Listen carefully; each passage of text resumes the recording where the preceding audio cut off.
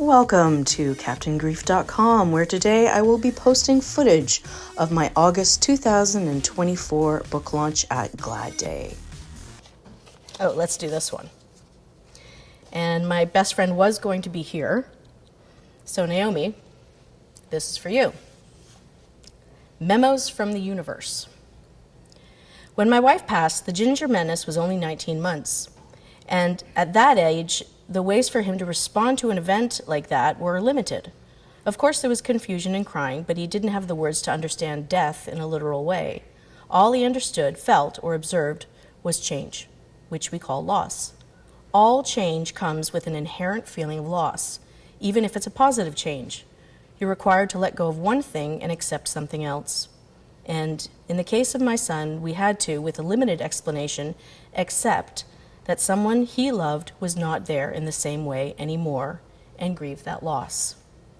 After losing his mama, the Ginger Menace regressed on established eating habits and sleeping habits, and, as we would learn later, language.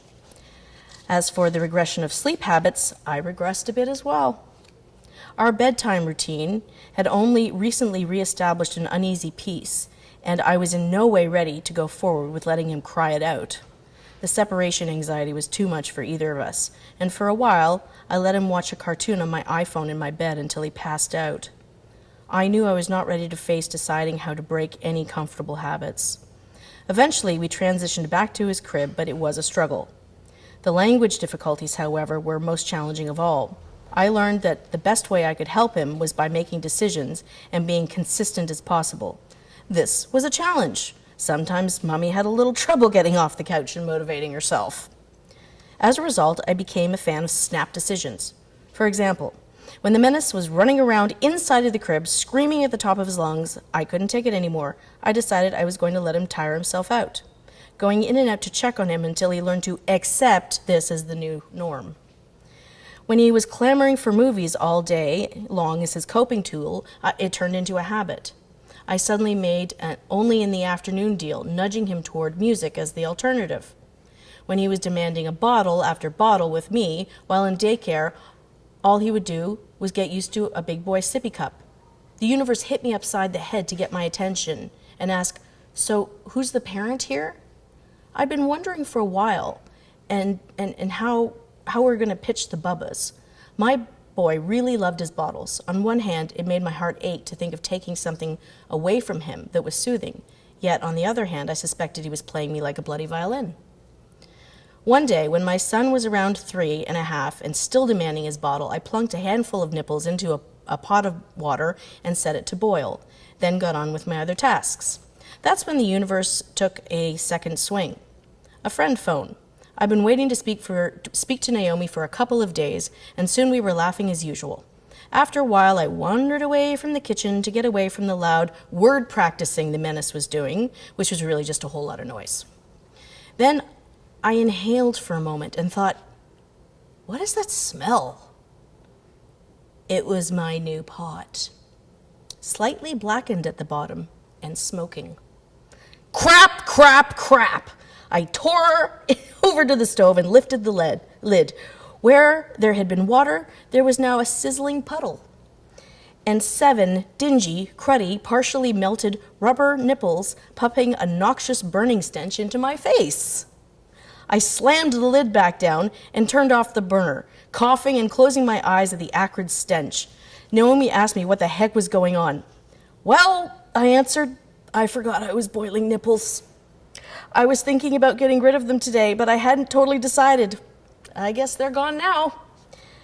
Above my head, tumbles of smoke drifted through the beams of light coming from the ceiling. I listened to Naomi laugh as I turned on the fan, opened the back door, took the pot outside, and dumped it in a snowbank. As the putrid smell of burning rubber filled the kitchen and the smoke began to curl towards the living space, I ran to the front door and opened it as well, greeting the postman in my pajamas, hoping he wouldn't get a whiff of my domestic disaster. Memo from the universe received. It said, "He is playing a game with you. Dance for me, my puppet." I knew he would be just fine. It was my resistance to the change that was the issue. There was a postscript to this memo. I know it's tough, so I'm going to try and make this easy for you. Earlier, Amy had creatively suggested arranging with the toy store to take his bottles and trade them for a new toy. And my daycare lady had suggested I convince him to pack them up because another baby needed them. I guess those ideas were somewhat vaporized. Journal entry. Okay, I can do this. Yes, I happen to have 2 pre-made bottles in the fridge already. But what if they didn't exist?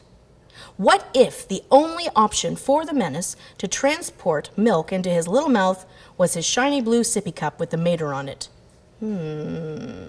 Could such a reality exist, like the true reality away from the Matrix? Under a flashy service of reality where a baby can manipulate his mother like an instrument and get a bottle whenever he wants? Yes, it can. So I did it. Lunch came and went, and we had fun slurping spaghetti noodles with a side plate of avocado, transforming his face into a lunchtime canvas painted red and green. He was still hungry, so after I wiped him down as much as I could, I sent him to the couch with a bowl of apple slices and crackers. I steeled my courage and grabbed the pot off the stove.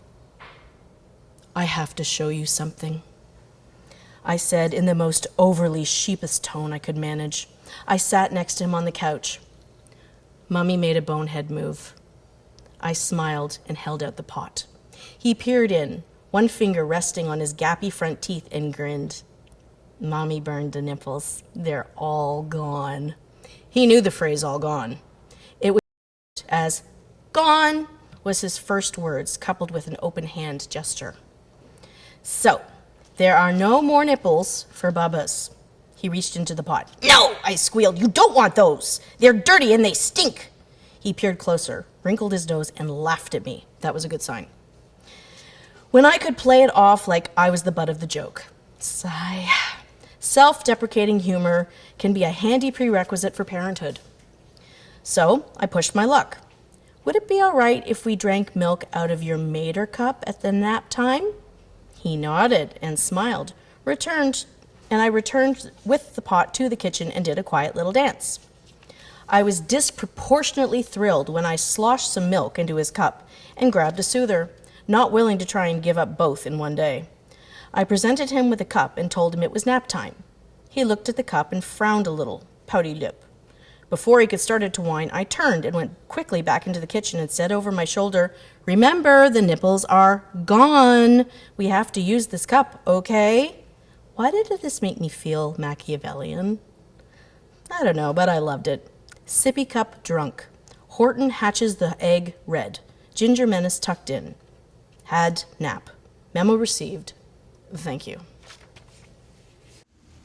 Thanks for watching. If you want more information about the high-flying adventures of Captain Grief, go to Amazon.ca and it will be there waiting for you. Take care. This has been a Crybaby Cakes production.